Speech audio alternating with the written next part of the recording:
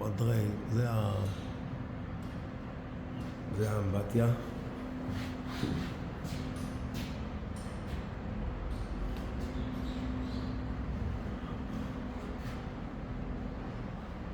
פה האמבטיה.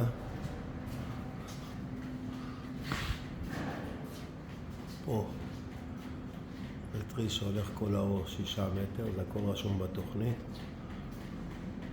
פה צריך לסגור כל קו אחד. יש פה פתחי שירות שאני הבאתי.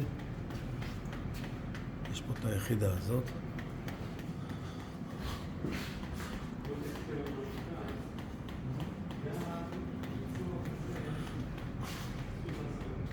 יש פה כל המסדרון עם 3 יחידות.